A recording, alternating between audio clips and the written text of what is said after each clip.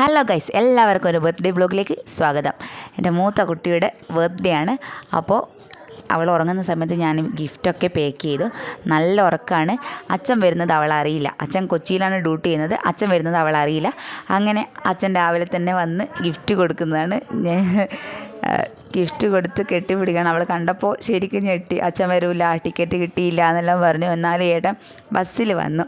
ഇതെല്ലാം കഴിഞ്ഞൊരു ഡയലോഗ് പറയുന്നുണ്ട് അവൾ. അത് കേൾക്കണം. അത് കേൾക്കുമ്പോഴാണ് സന്തോഷം വരിക. ഇത് ഞാൻ പ്രതീക്ഷിച്ചു, അത് ഞാൻ പ്രതീക്ഷിച്ചില്ല എന്ന് പറഞ്ഞ് അതാ ചിരിച്ചത് കേട്ടോ. അങ്ങനെ ഞങ്ങളെ കുളിയൊക്കെ കഴിഞ്ഞ് ഗിഫ്റ്റ് രണ്ടുപേർക്കും ഉണ്ടായിരുന്നു. വാച്ചാണ് വാങ്ങിയത്. ഗിഫ്റ്റ് പൊളിക്കുന്നുണ്ട്. അപ്പോൾ ഗിഫ്റ്റൊക്കെ പൊളിച്ച് നമ്മൾ ബർത്ത്ഡേ ഫങ്ഷൻ സ്റ്റാർട്ട് ചെയ്തു.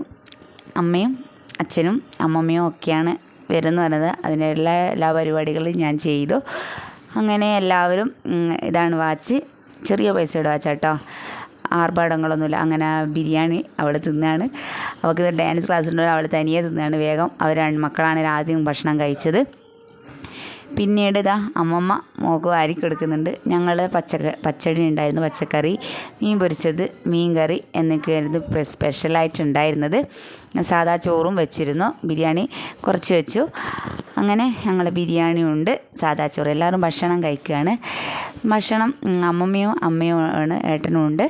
അപ്പോൾ എല്ലാവരും ഭക്ഷണം കഴിക്കുകയാണ്. എൻ്റെ 11 വർഷം മുമ്പുള്ള എൻ്റെ ഓർമ്മയെ ഇപ്പോഴും എനിക്ക് മറക്കാൻ പറ്റാത്ത ഒരു ഓർമ്മയുണ്ട്.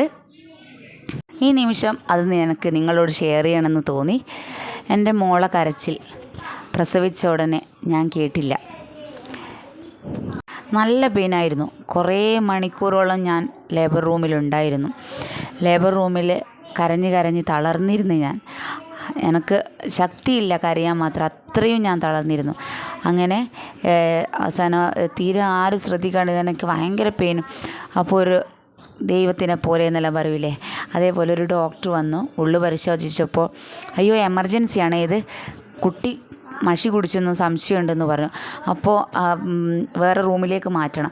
അതിൻ്റെ വെപ്രാളങ്ങളും എന്നെ എടുത്ത് കിടത്തുന്നതും പിന്നെ ഫുള്ള് ടയേർഡായി. എനിക്ക് പിന്നെ ഒന്നിനും സാധിക്കില്ല. അതിന് ശേഷം ഞാൻ ആ റൂമിലേക്ക് പോയപ്പോൾ വേക്കം ഡെലിവറി ആയിരുന്നു. കപ്പ് വെച്ച് വലിച്ചാണ് കുട്ടീനെ എടുത്തത്. കുട്ടിയുടെ കരച്ചിൽ ഞാൻ കേട്ടിരുന്നില്ല. കുട്ടി കരഞ്ഞില്ല. എൻ്റെ അടുത്ത് എന്നെ കാണിച്ചില്ല. ഏതാ കുട്ടി, എന്താ കുട്ടി എന്നും എന്നോട് പറഞ്ഞില്ല. പെൺകുട്ടിയാണോ ആൺകുട്ടിയാണോ ഒന്നും പറഞ്ഞില്ല. കരച്ചിലും ഞാൻ കേട്ടിരുന്നില്ല. എടുത്തോടുകയാണ് ചെയ്തത്. പീഡിയാട്രിക് എമർജൻസി എന്നാണ് പറഞ്ഞത്. അപ്പോൾ എൻ്റെ കുഞ്ഞിനെന്ത് പറ്റി എന്നുള്ളത് ഭയങ്കര വിഷമമായിരുന്നു എനിക്ക്. ഡോക്ടർമാർ പറയുന്നുണ്ട്, നിങ്ങളിങ്ങനെ കരഞ്ഞിട്ട് ബഹളം വെച്ചത് കൊണ്ടാണ്, ശ്രദ്ധിക്കായിട്ടാണ്, നിങ്ങളാണ് കുറ്റം. അതൊക്കെ പറയുന്നതിൽ ഒരു അമ്മേൻ്റെ വിഷമം എന്തായിരിക്കും.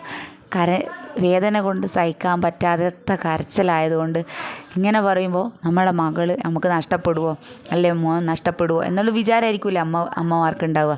നമ്മൾ ഇത്രയും സഹിച്ചിട്ട് ഇത്ര എത്തിയിട്ട് മക്കളില്ല എന്ന് പറയുന്നതിലുള്ള വിഷമം, അത് ഭയങ്കര വിഷമമാണ്. അങ്ങനെ ഒരു നിമിഷം എന്തൊക്കെയോ ആലോചിച്ച് പോയ നിമിഷമായിരുന്നു അത്.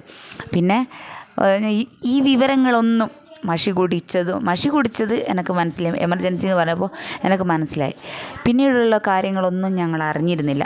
പിന്നീട് വേറൊരു ഹോസ്പിറ്റലിൽ ഈ തുന്നൊക്കെ പഴുത്ത് ഞാൻ വേറെ ഹോസ്പിറ്റലിൽ അഡ്മിറ്റ് ആയപ്പോൾ എന്നോട് ഇങ്ങോട്ട് ചോദിച്ചാണ്, കുട്ടിയുടെ വയറ് കഴുകിയിട്ടില്ലേ, എമർജൻസി ആയിരുന്നു അല്ലേ അന്ന്. അപ്പോഴാണ് എനിക്ക് മനസ്സിലാവുന്നത്, കുട്ടി മഷി കുടിച്ച് കുട്ടിയുടെ വയറെല്ലാം കഴുകിയിട്ടുണ്ടായിരുന്നു എന്ന് മനസ്സിലായത് അപ്പോഴാണ്. നമ്മളിപ്പോൾ ഹോസ്പിറ്റലിലോ അങ്ങനത്തെ കാര്യങ്ങളൊന്നും പറയുന്നില്ല. പക്ഷെങ്കിൽ നമ്മൾ ആ സമയം നമ്മളെ വേദന, അത് ഭയങ്കര അമാതൃത്വത്തിൻ്റെ വേദന, ഈ പെയിന് മൊത്തം സഹിച്ചിട്ട് കുട്ടിയില്ല എന്ന് പറയുമ്പോഴുള്ള കുട്ടിക്ക് എന്തോ പറ്റുമോ എന്നുള്ളത്, അതെല്ലാം ഭയങ്കര വേദനയായിരുന്നു. ഇപ്പോൾ ഇവളെ ബർത്ത്ഡേ വരുന്നവർ ആ ഓർമ്മകളാണ് എന്നെ ഉള്ളിൽ കൂടി പോകുന്നത്. അപ്പോൾ ബർത്ത്ഡേ സെലിബ്രേഷനൊക്കെ ആഘോഷിക്കുകയാണ്. എല്ലാവരും ചേർന്ന് കേക്ക് കട്ട് ചെയ്യാണ്. എൻ്റെ മാമൻ്റെ മകളും വന്നിരുന്നു.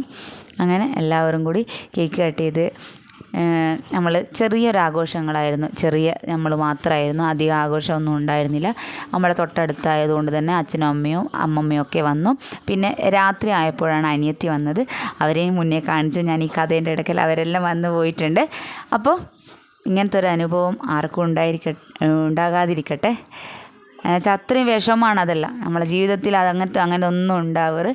അപ്പോൾ കേക്ക് മുഖത്ത് തേക്കാണ്. ഇത് നിങ്ങൾക്ക് മനസ്സിലായി. എൻ്റെ ബർത്ത്ഡേ വ്ളോഗിൽ അവൾ എൻ്റെ മുഖത്ത് നല്ലോണം തേച്ച് അതിനുണ്ടായിരുന്നു കേക്ക്. അതിന് പകരം ചെറിയൊരു അപ്പോൾ സബ്സ്ക്രൈബ് ചെയ്യണേ. ബൈ.